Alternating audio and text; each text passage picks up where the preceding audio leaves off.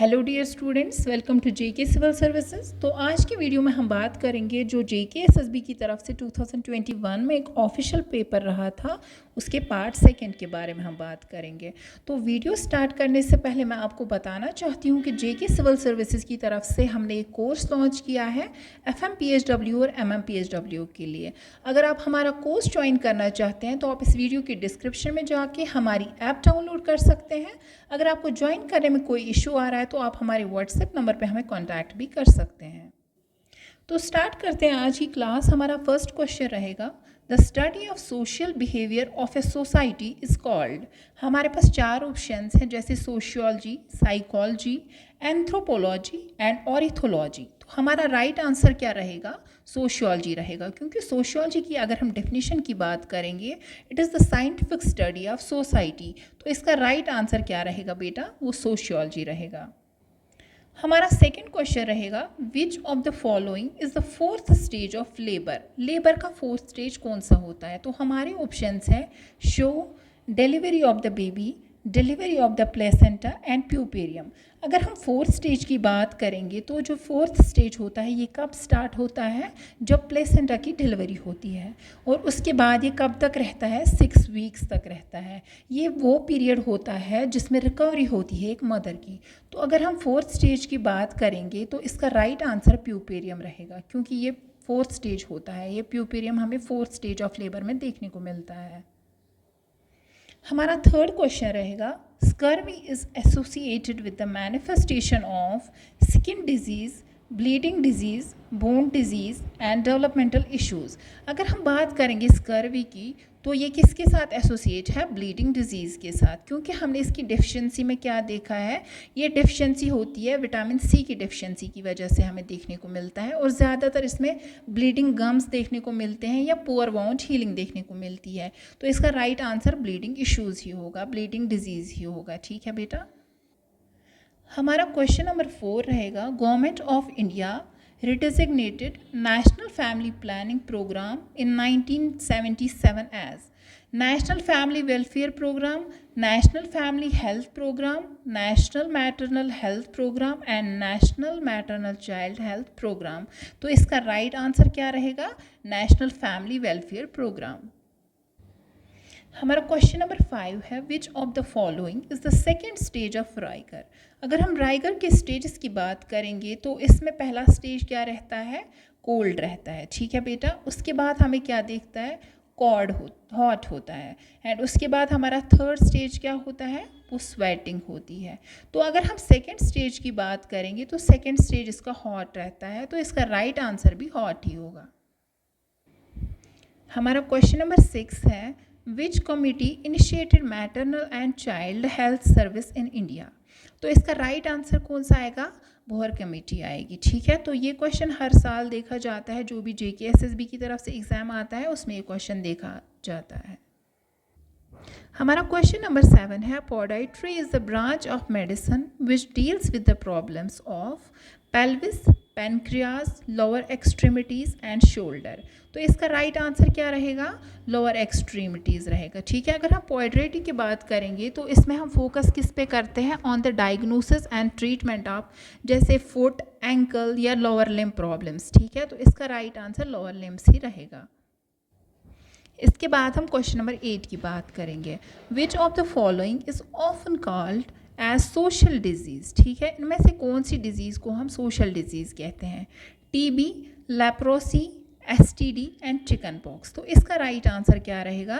STD, sexually transmitted disease. क्यों? क्योंकि it's due to their relation with the lifestyle and behaviour, इसलिए हम इसको क्या कहते हैं? सोशल डिजीज़ कहते हैं। किसको? सेक्सुअली ट्रांसमिटेड डिजीज़ को।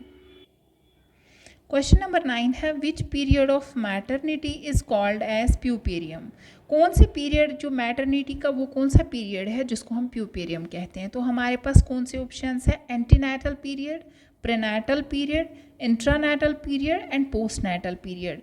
तो अगर हम बात करेंगे पीरियड ऑफ मैटरनिटी, अगर हम प्यूपेरियम की बात करेंगे, ठीक है, तो इसका राइट आंसर क्या रहेगा? पोस्ट नैटल आएगा। क्यों? क्योंकि प्यूपेरियम हम किसको कहते हैं? ये वो पीरियड होता है आफ्टर चाइल्ड बर्थ, ठीक है, जब एक मदर के रिप्रोडक्टिव ऑर्गन्स नॉर्मल शेप में, नॉर्मल कंडीशंस में वापस आते हैं। तो इसका राइट आंसर क्या रहेगा बेटा? पोस्ट नैटल रहेगा।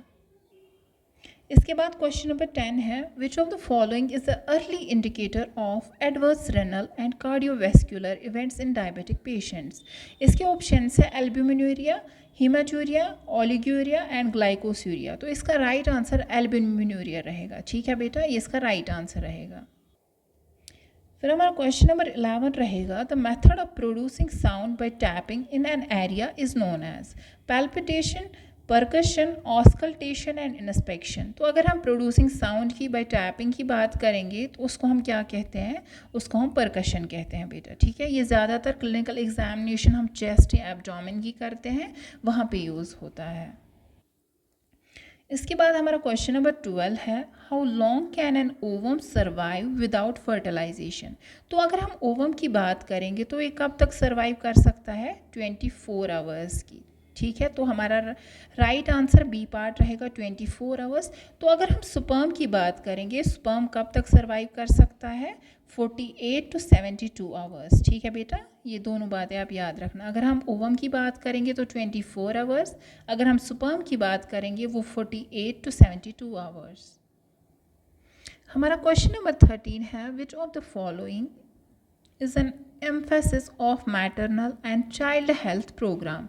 हमारे ऑप्शन है prevention of communicable disease, child survival, environmental sanitation and improvement in female literacy, ठीक है। तो इसका राइट आंसर क्या रहेगा? चाइल्ड सर्वाइवल रहेगा। क्यों? क्योंकि इसका मेजर फोकस किस पे था? To reduce infant mortality and improve child survival, ठीक है बेटा। हमारा क्वेश्चन नंबर 14 रहेगा, OPV is given to prevent. OPV हम क्यों देते हैं? मम्प्स के लिए देते हैं, पोलियो, निमोनिया और चिकन पॉक्स। तो इसका राइट आंसर क्या रहेगा? वो पोलियो रहेगा। क्यों? क्योंकि ऑरल पोलियो वैक्सीन भी हम प्रोटेक्ट करने किसके लिए देते हैं? पोलियोमाइलाइट से प्रिवेंट करने के लिए, ठीक है, उससे बचने के लिए हम क्या देते हैं? हम पोलियो ड्रॉप्स भी देते हैं, polio vaccine, oral polio vaccine भी देते हैं बेटा, ठीक है। हमारा क्वेश्चन नंबर 15 रहेगा, what do you mean by claustrophobia. Claustrophobia हम किसको कहते हैं? तो इसका राइट आंसर क्या रहेगा? फियर ऑफ क्लोजर स्पेस, ठीक है, इसको हम क्या कहते हैं? क्लस्ट्रोफोबिया कहते हैं। हमारा क्वेश्चन नंबर 16 है, during pregnancy the HCG is produced from. HCG कहाँ से प्रोड्यूस होता है? तो इसका राइट आंसर क्या रहेगा? वो प्लेसेंटा रहेगा, ठीक है। जो HCG होता है ना बेटा, ये मेंटेन करता है क्या? कॉर्पस ल्यूटियम एंड प्रोजेस्टेरोन, कब? अर्ली प्रेगनेंसी में, ठीक है। हमारा क्वेश्चन नंबर 17 है, which of the following is an early indicator of foetal distress.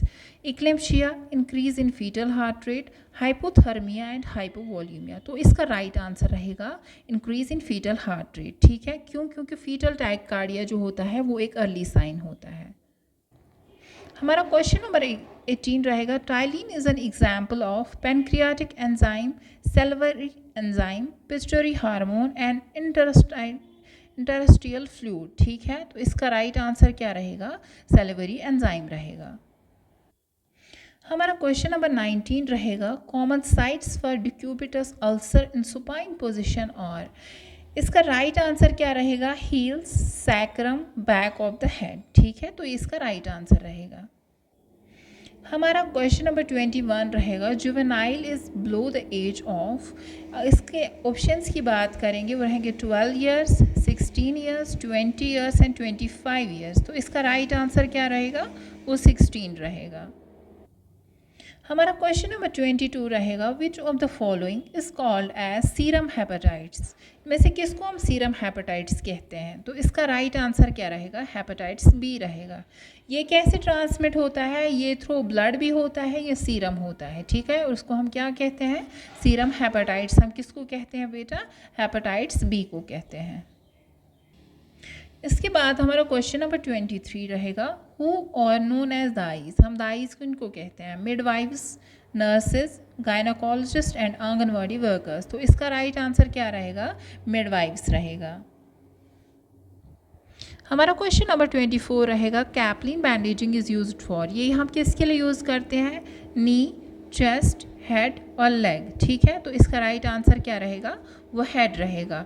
ये किसके लिए हम यूज़ करते हैं, हेड के लिए यूज़ करते हैं। हमारा क्वेश्चन नंबर 25 रहेगा the pancreatic enzyme which helps in break down of carbohydrates is, तो इसका राइट आंसर क्या रहेगा, एमाइलेज रहेगा। हमारा क्वेश्चन नंबर 26 रहेगा what does caffeine do in the body, ठीक है। कैफीन क्या करता है हमारी बॉडी में, हमारे ऑप्शन है stimulate central nervous system, depress central nervous system, stimulate intestine and depress reflexes. तो इसका राइट आंसर क्या रहेगा, it stimulate central nervous system. तो फर्स्ट वाला इसका राइट आंसर रहेगा।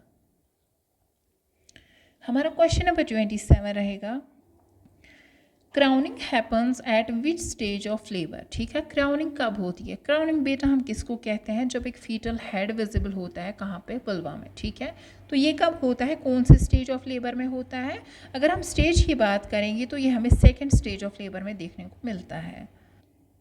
अब बात करेंगे क्वेश्चन नंबर 28 की, how long can one keep a medication in a loaded syringe, तो कितने टाइम तक रह सकता है, ठीक है। तो इसके ऑप्शन है 12 hours, 24 hours, 36 hours and 48 hours. तो इसका राइट आंसर क्या रहेगा, 24 आवर्स रहेगा। हमारा क्वेश्चन नंबर 29 है which of the following is an example for anticoagulant, ठीक है। इनमें से एंटीकोगुलेंट की एग्जाम्पल कौन सी है, heparin, insulin, tetracycline and penicillin. तो इसका राइट आंसर क्या रहेगा, हेपारिन रहेगा, ठीक है बेटा। क्वेश्चन नंबर 30 रहेगा हमारा कार्बामाज़ेपिन इज इंडिकेटेड इन, हमारे चार ऑप्शंस है depression, mania, obstructive compulsory disorder जिसको हम ओसीडी कहते हैं, एंड सीजर। तो इसका राइट आंसर क्या रहेगा, इसका राइट आंसर सीजर रहेगा, क्योंकि हम कार्बामाज़ेपिन किस में देते हैं, एपिलेप्सी सीजर्स में देते हैं, और हम इसमें ट्राइजेमिनल न्यूरैल्जिया में हम देते हैं, ठीक है बेटा। तो ये हमारा पार्ट सेकेंड था। Thank you and have a nice day.